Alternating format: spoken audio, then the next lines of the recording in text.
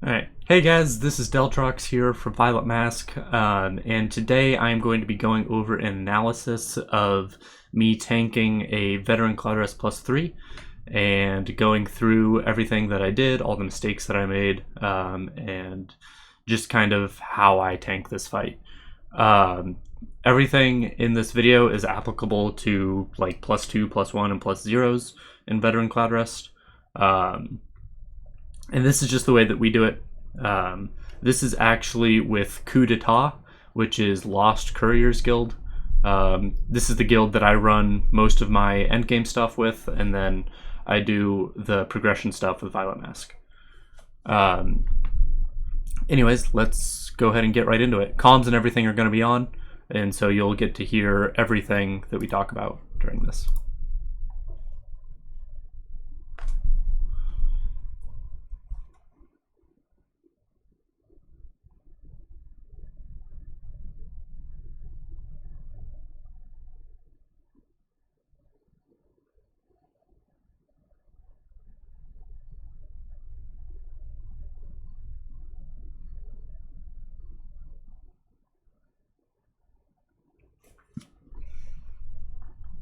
And so, first thing, just basically real basic debuffing.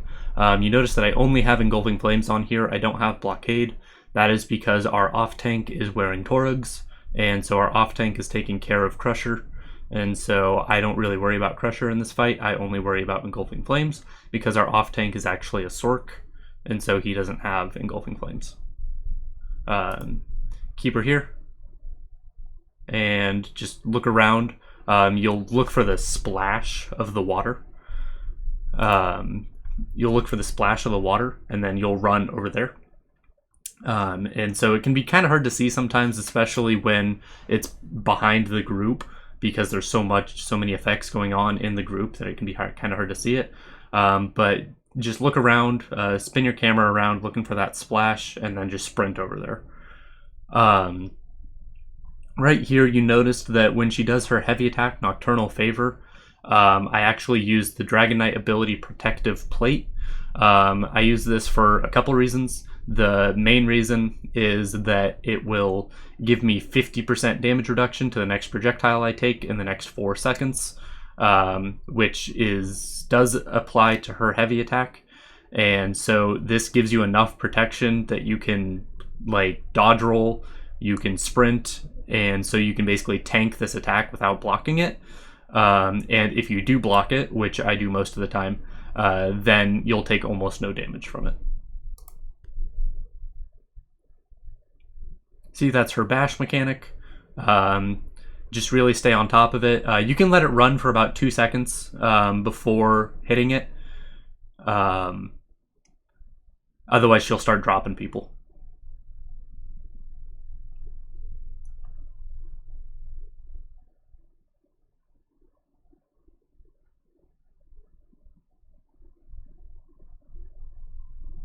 So right here is where she starts doing crushing at 80%. She will pick the farthest person away from the group. So you can see back here that our healer, Kaka, has it. That's our kite healer, Atomic Wombat.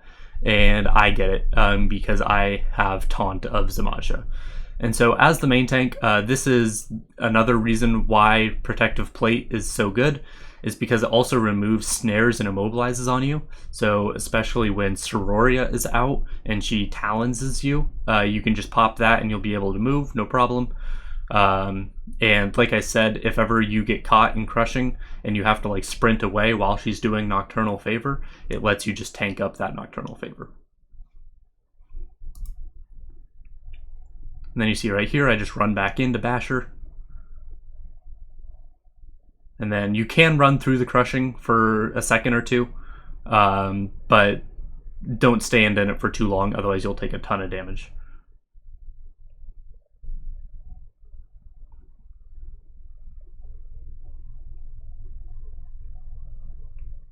I always try and stay on my sword and shield bar during crushing, because it's fast enough to Holy crap. It's hard for me to talk in real time for this. So you notice that I try and always stay on my sword and shield bar during crushing.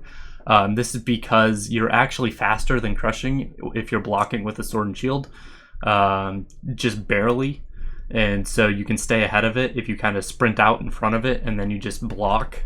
That way you're blocking her laser beams, her light attacks. If you're on your staff bar, then you'll be way too slow and you'll get caught in the crushing and take a whole bunch of damage from the laser beams if you're not blocking.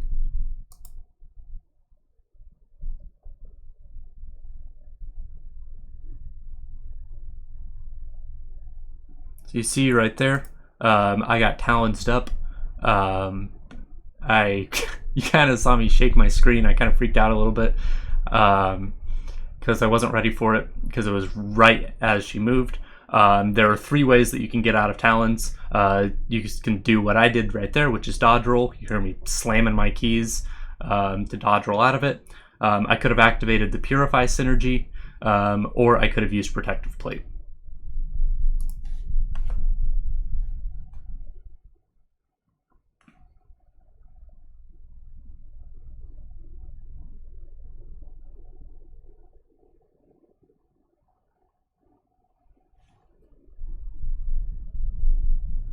Also, notice there that the Hoarfrost, I could have taken it, but I didn't, because Hoarfrost is really bad for the main tank to get, because you have to drop it in front of Zamaja, which means that a DPS has to run in front of Zamaja to come pick it up, which means her Laser Blast will have a chance of killing the DPS when they come to get Hoarfrost.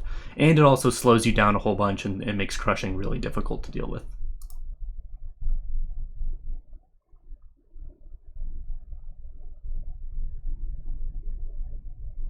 You see, I do a really bad job of keeping up Engulfing Flames during this fight. I really should be swapping to my back bar a lot more often. But that's just me being still kind of uncomfortable with the fight.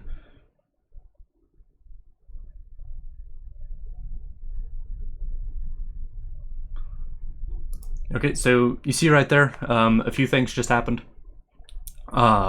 The most important one as the main tank is that the other main tank, which in this case is Courier, he comes in and he says taking Zamaja in 3, 2, 1, and then he taunts Zamaja. And so as soon as you hear him start doing that countdown, don't taunt her anymore.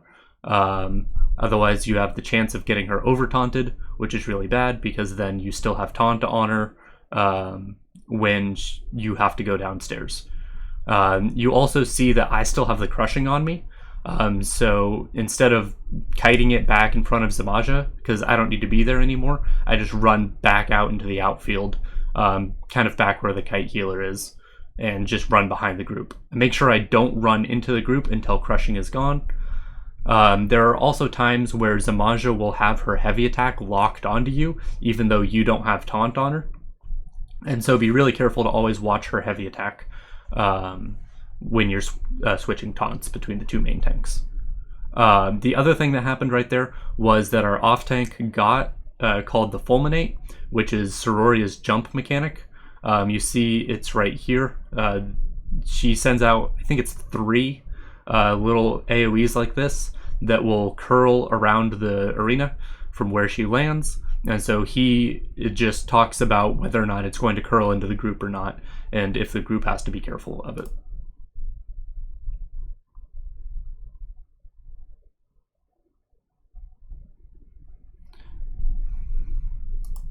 So you see right there, I get Flare and Frost targets me at the exact same time. And so I call out that I have Flare and Frost because people have to stack on me for Flare, but Frost also does a bunch of damage when it drops, if you drop it on people. And so I call that out and to make sure that people shield up and block when I drop the Frost on them.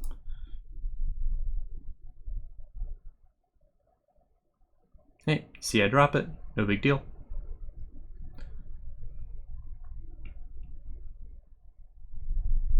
Okay, so now here's the downstairs part. This is the whole reason that you have 2 main tanks, so that one tank can go downstairs and the other tank can take Zamaja.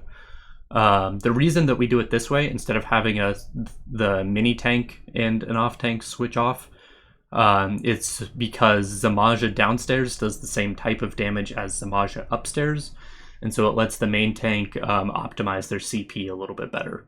And so you see right here, I just run over to the gateway as soon as it pops up.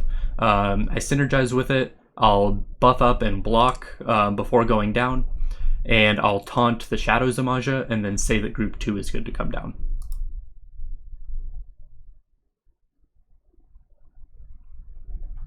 Then important things to know about Shadow Zamaja down here. She does her Nocturnal Favor, and she does the Bash mechanic, and she does her light attacks. The thing about her light attacks, though, is that they aren't in a cone. They're just targeted on the person that has taunt of her, and so you can face her wherever you want. It makes things a lot easier as downstairs. But of course you don't have a healer, and so that makes things more difficult. There's her Bash mechanic. You see that I wait a little bit to start Ellie draining the crystals. The reason I do this is because I kind of wait to get situated, and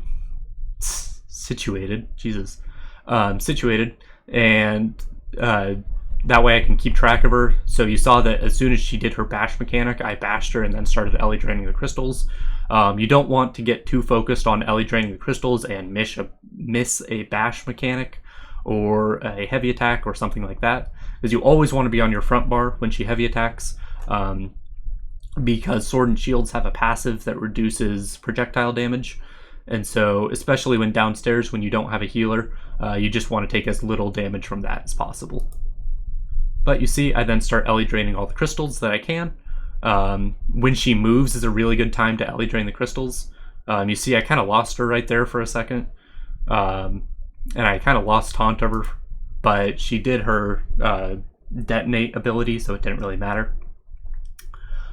Basically what happens is on +3 there's only 1 pad to go upstairs, on +2 there's 2, and on +1 there's 3, and on +0 there's all 4 pads to go upstairs. She'll start raising her hand like this, and the big AoE will cover the entire downstairs. You have to run over to this window, the Welkanar, use the synergy, pop back up onto the second platform, wait for it to detonate, and then immediately jump back down, because then the upstairs goes up. A lot of the times, unless you taunt her as you're running up there, you'll lose taunt of her by the time that you jump back down. And so I'll swap to my staff bar and just start spamming range taunt on her, because if she's untaunted for even a second, she can kill one of your damage dealers downstairs, which is really bad.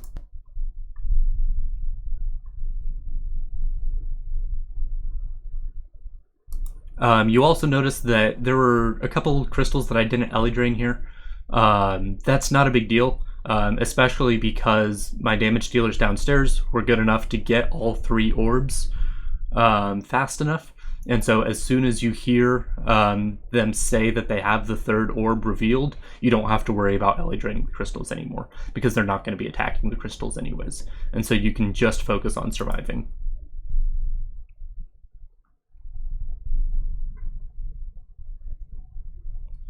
Okay, so after they dunk the 3rd orb into the spear, you'll come upstairs, and this Yagra monstrosity will spawn. The Yagras have 2 attacks. They have Corpulence and Baneful Barb. Baneful Barb, their little pincers will glow bright purple, and then they'll attack you and hit you with Baneful, which is a mechanic in this trial that drops you to about 20% hit points and gives you an 80% healing debuff.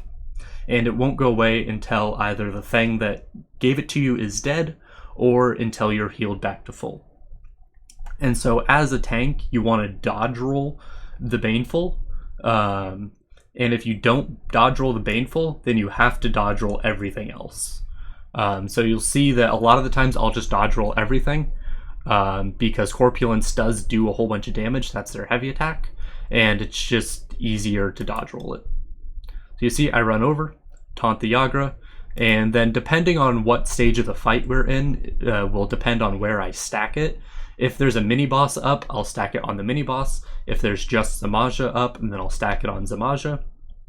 If there is Sororia up, which we stack on Zamaja, I stack the Yagra on Zamaja and the mini boss. That way they can burn down all three at the same time. If things are really bad, like lots of people are dead and things are just out of control, a lot of the times I'll just keep the spider in the middle. That way the DPS don't have to worry about it for a little bit and they can just focus on rezzing and recovering.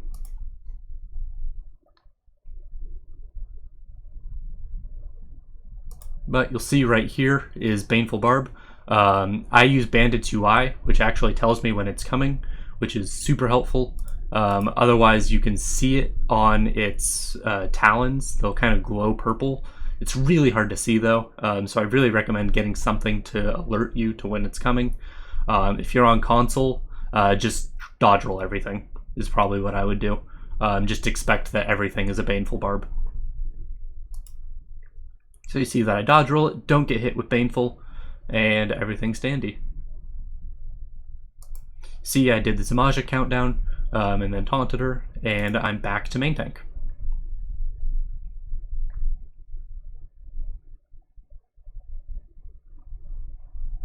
Okay, so now that Reliquin is out, Reliquin is the most difficult mini-boss to deal with as a tank, because he has the Sparkles, which is his heavy attack. These will stun you.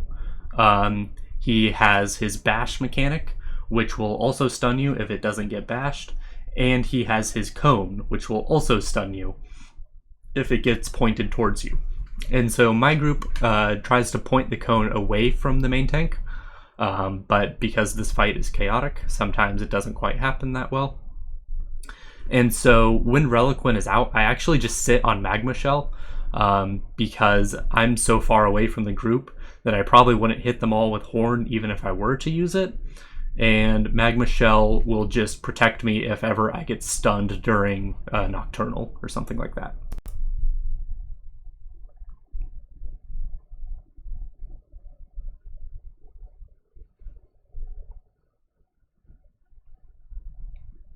And also as the main tank during this part, you don't really get much healing, and so you're kind of on your own again.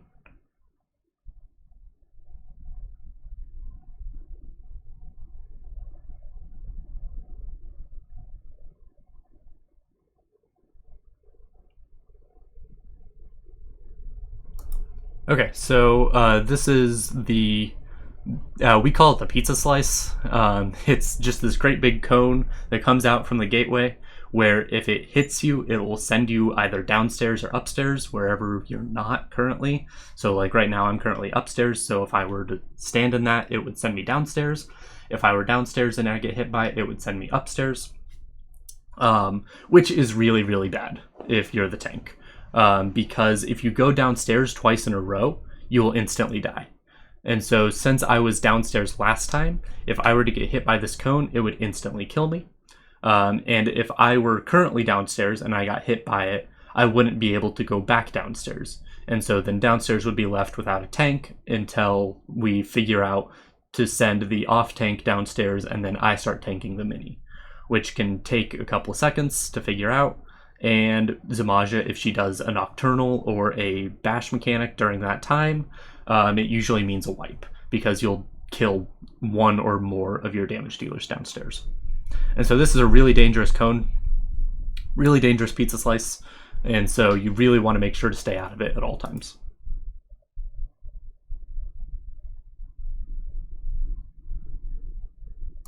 One more thing about the pizza slice and her bash mechanic is that occasionally she'll do both at the same time, and so you always want to try and get out of the pizza slice as close to Zamaja as you can, so that you can bash her if you need to. So like if, for example, the pizza slice were to come like right here, and I dodge roll out this way, and she starts doing her bash mechanic, I can't bash her because I would have to run through the pizza slice. And so you always want to be really careful of where Zamaja is and where the pizza slice is, and get as close to Zamaja as you can.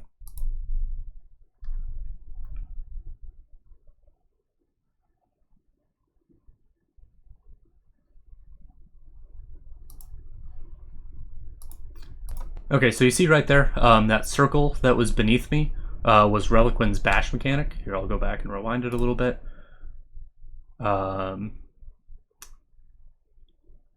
This one, the one that follows me perfectly, that's Reliquin's bash mechanic, and that will stun you if the circle fills all the way up. And so you see, this is why I hold on to magma here, is because this didn't get bashed, and so it actually stunned me at the same time that she did a nocturnal favor. And so if I wouldn't have magma shelled, I would have taken a ton of damage if I had my wings up, and if I didn't have my wings up, I would have just died.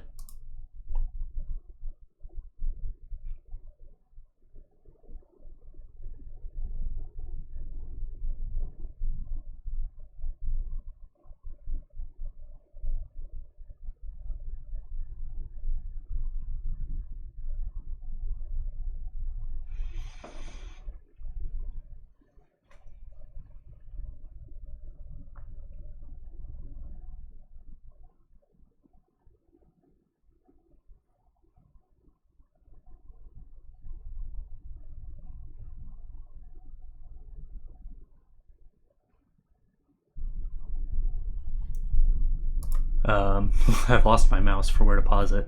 Watch out for the downed mini bosses. They're actually a pain in the ass because you can't move through them. And so you kind of saw that you have to like dodge and weave around them. You can dodge roll through them, but that costs a lot of stam, and stam is actually kind of an important resource in this fight because you can't meditate, and balance is kind of dangerous. And so it's kind of hard to keep up, and you have to sprint around a lot. But yeah, just watch out for them. Don't try and run through them because you will get stuck on them. Here you see I get hit with Voltaic Overload, which is the bar swap mechanic.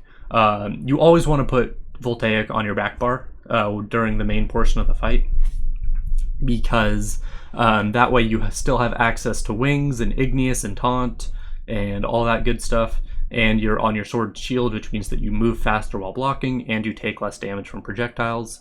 While on your back bar you don't really have much. You do have a taunt on both bars in case you do get stuck on a bad bar. You can still taunt Zamaja, but you have very few survivability tools compared to your front bar. So you see I put it on my back bar and then switch back to my sword and shield bar, no problem.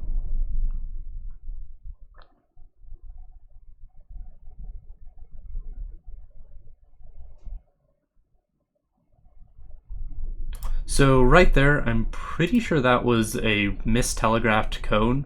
Occasionally Reliquin's cone that he throws out will be in the different place than where it actually says it is. So let's watch here.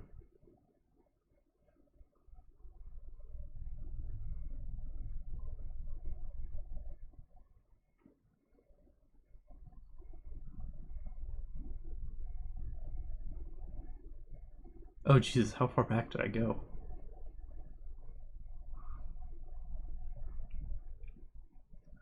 Alright, so you gotta watch this part again.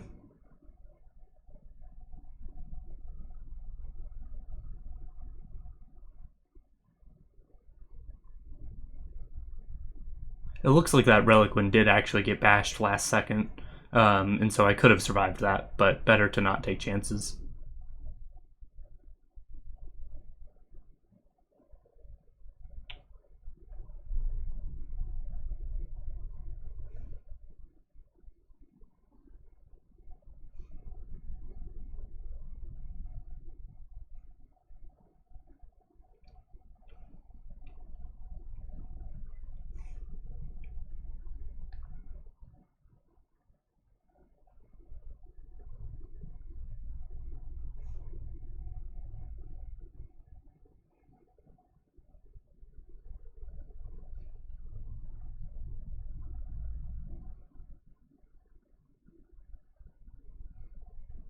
Yep. Okay, so that was a mistelegraphed Reliquin cone. You saw it looks like it was going to go like straight across the middle here, but it actually ended up hitting me and a few other people. That happens sometimes, especially when Reliquin is moving. So just if you see it kind of close to you, just be ready for it to hit you, because there is a chance that it will. And it will knock you down even through block.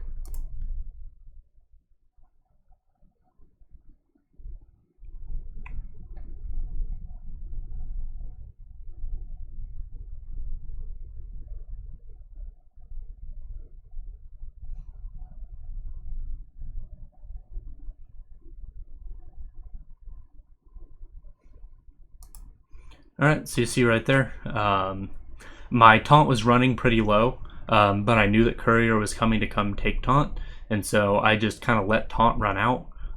Don't let it completely run out, of course, but you can let it get pretty low while you're waiting for the other tank to come up and taunt her. And then you see during this part, I just heavy attack to get resources back and get ready for downstairs.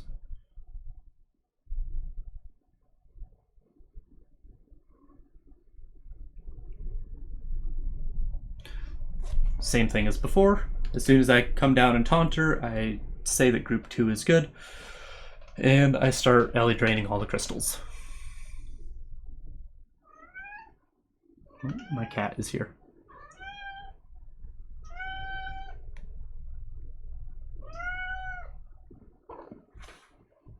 Hello, cat.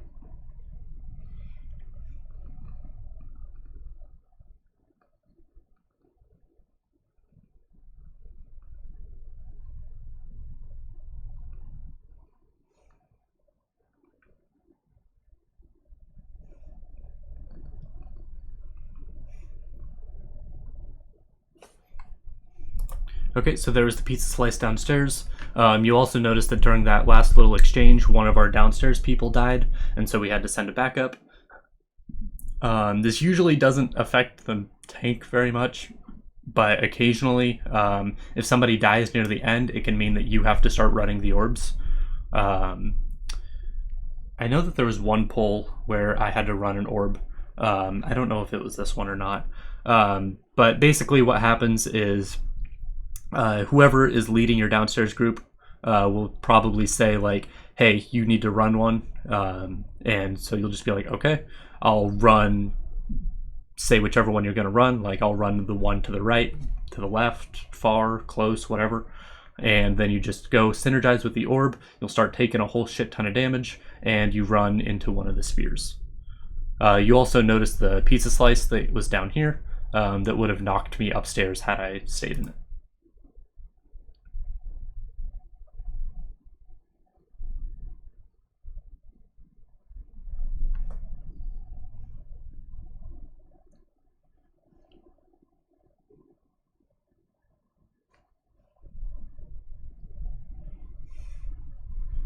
Yep, so you see right here, I had to run the orb, and I got it.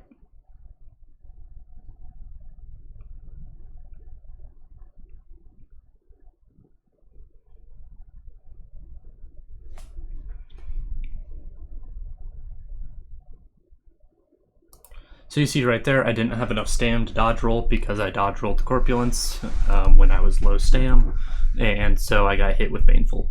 That was just a mistake on my part. I could have potioned or I could have taken the corpulence. Either one would have let me dodge roll sooner and miss the Yagra, or miss the Baneful. But since I didn't, I have to be super careful.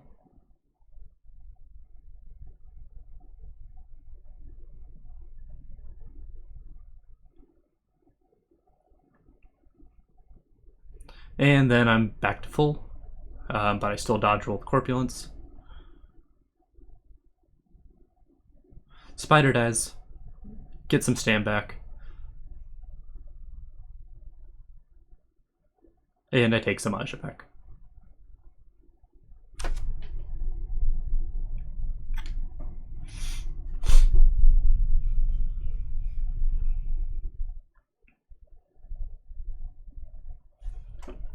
Okay, there's something interesting that I did there. You'll see that when she came up, her taunt was running really low. And so what I do is I get there and I just start spamming my taunt button. That way, as soon as she's able to be targeted, she'll be taunted. because otherwise there's a chance that she'll just start nocturnaling somebody else or put Roaring Flare on me or something like that. Because while you have Taunt of Zamaja, you won't get Roaring Flare. And so you don't have to worry about it as long as you have Taunt over.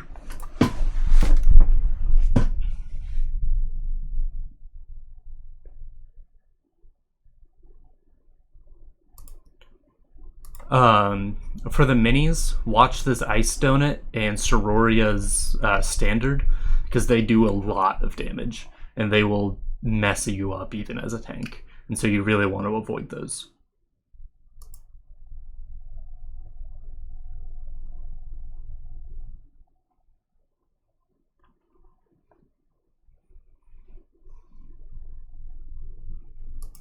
So you see right there, there was a spear in my way from Zamaja to the next spot that she goes to.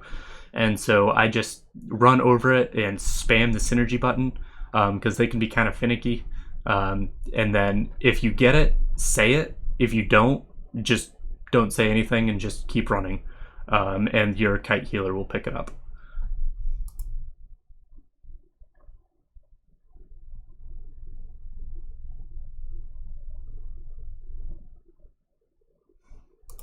Okay, so sometimes the Crushing Darkness, it will, even though it's on you, it will just go wherever the hell it wants to go. And so you see right here, it's on me, but it just goes directly away from me and into the group. That happens sometimes, just as the group just back away from it and shield up. And as the tank, there's nothing you can really do. So you take advantage of being able to not have to kite it for a few seconds.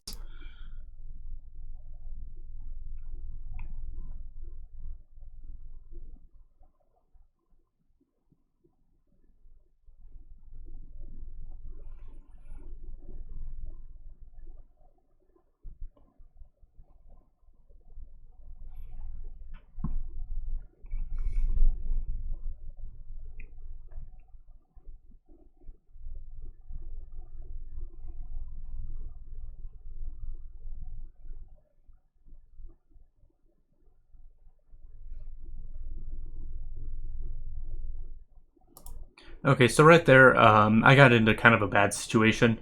I got hit by Crushing a few times, and I didn't have a potion up, and I was getting kind of low on resources, and she was heavying me, and so I just played it safe, and I magma'd there.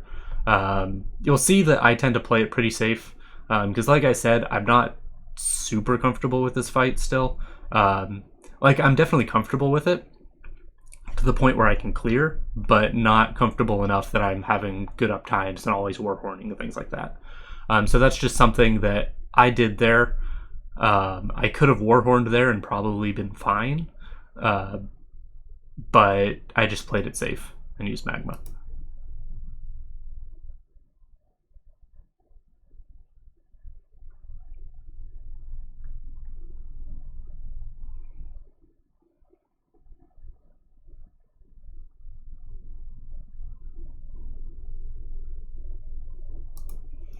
One more thing to notice as the main tank is that these grapes will appear by you a lot of the times, and just don't run into them when you have the crushing on you.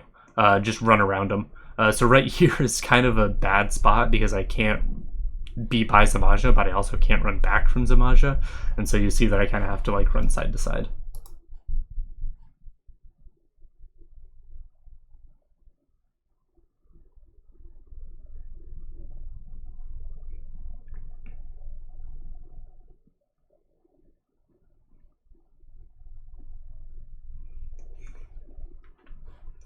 When you're downstairs, your potion is actually super important because it's a massive burst heal and it also gives you resources back. And so I try to save my potion for when I'm below 50% health or less. And so you see there, I actually came down and I wasn't blocking and I was kind of low on resources. And so I had to use my potion right away. But I'm an Argonian and I run 3 potion speed glyphs, and so it ends up being fine.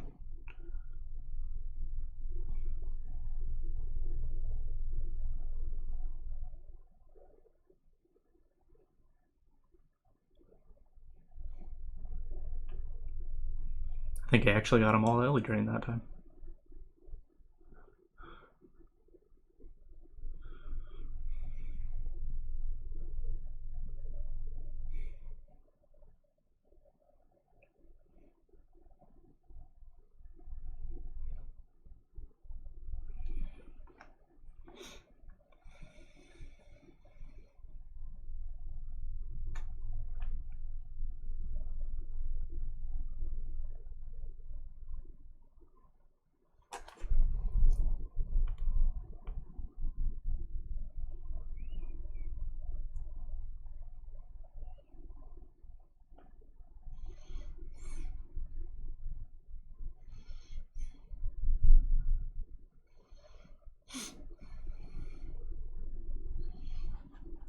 So another thing right there is that I knew that that was the last one to be ran, and so rather than standing by Zamaja, I actually just go to the middle so that I can taunt the spider right away.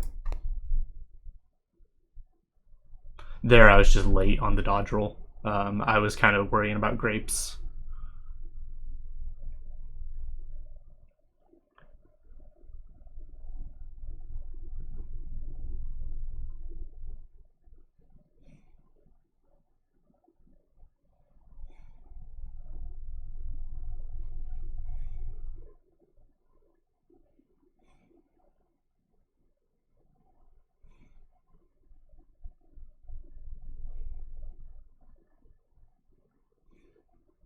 So you see right there, the heavy attack, even though I had taunt of Zamaja, it still hit Courier.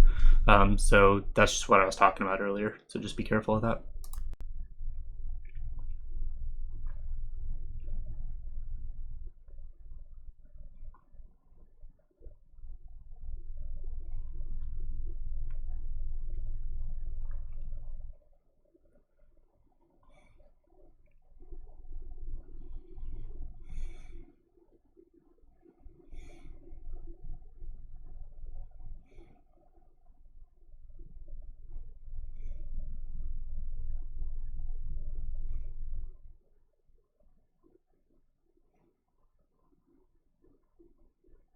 So you see right there, I made a mistake and I got put onto my back bar.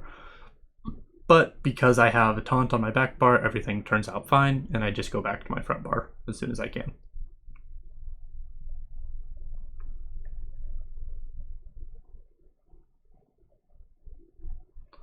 An important thing to note, if ever you do get caught on your back bar and she nocturnals you, it's going to do a lot of damage, and so you have to really prep for that. I usually pop a bone shield and then just spam green dragon's blood until it's done. Make sure that way it makes sure that you're at full health before and after the heavy attack hits, and the bone shield gives you a pretty decent shield.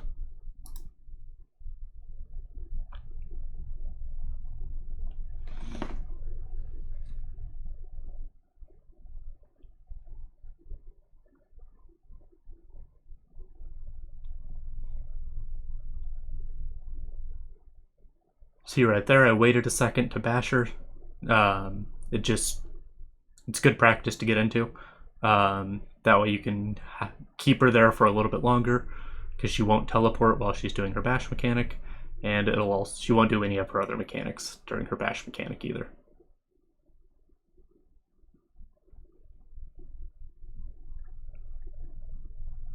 So you see here, I just spam green dragon's blood until the nocturnal is done.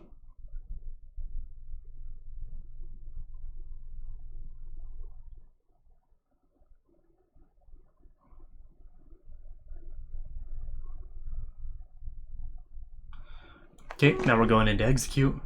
So what happens here is that you have one tank who takes her at the beginning, and then you have a group tank, and then your off tank is your kite tank. And so Got right here is our kite tank. You'll see that he goes into the back and just drops a blood altar and debuffs from afar and kites the crushing darkness. While Courier and I will swap every time that she does Baneful. Courier is running triple harmony jewels, and so he doesn't really need to swap, but it's kind of like a safety net for us to swap. And I don't have triple harmony jewels, I only have one harmony because I am poor and don't have transmute crystals. And so that's something to watch for during this part, is how we swap back and forth. When you do swap, you get Baneful. Your order wants to be to Igneous Shield to get the Major Mending, Green Dragon's Blood because you're missing a bunch of health, and then press the Blood Altar Synergy. And then just spam Bone Surge.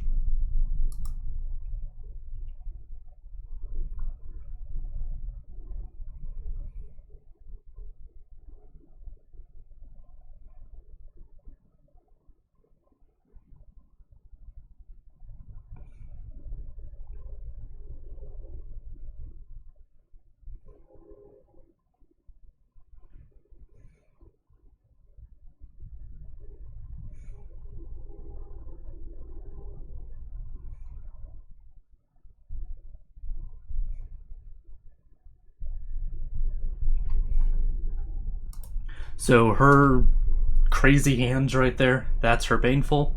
You see that my health goes down to 10%, and I get this Baneful Mark debuff. And so hopefully I'll do it right, and I'm in the Igneous animation right now, and so then I will swap, use Green Dragon's Blood, and then use the Blood Funnel.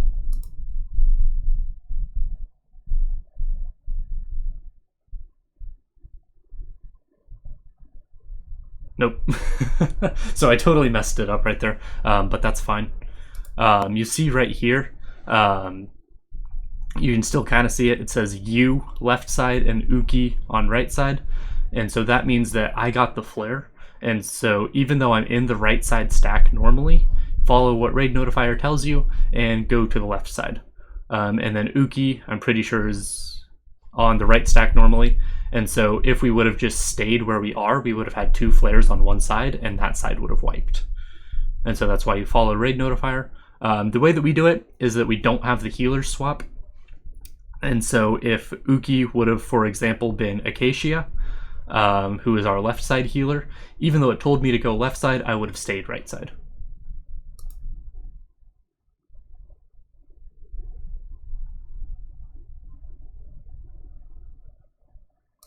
So you see there, my Baneful didn't go away because right as I almost got to full health, the flare went off and dropped me back down to like half.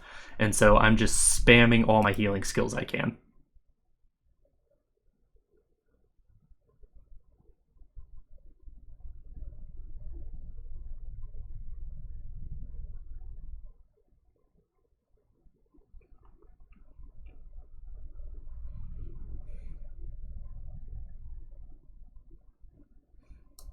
Okay, so you see right here, even though I get Voltaic, I actually put it on my front bar. That way I can stay on my back bar so that I can use Bone Surge and Green Dragon's Blood. Because healing is more important than damage mitigation in this part of the fight.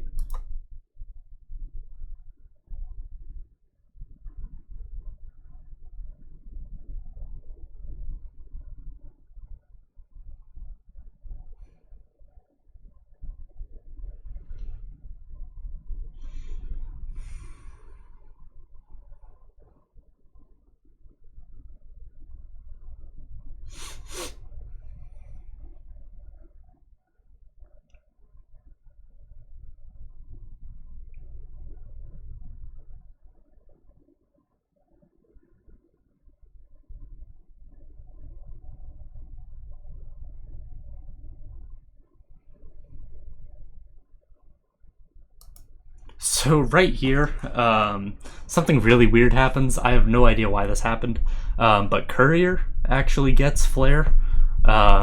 So Courier had Taunt of Zamaja, but still got chosen for Flare. And so I have to take Zamaja back because Courier dies to Flare.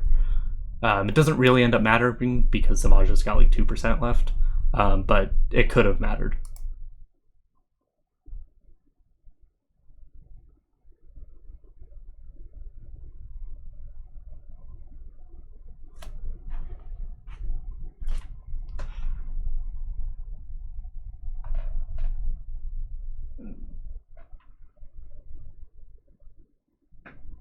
All right, and there you go. That is my analysis of Cloudrest +3.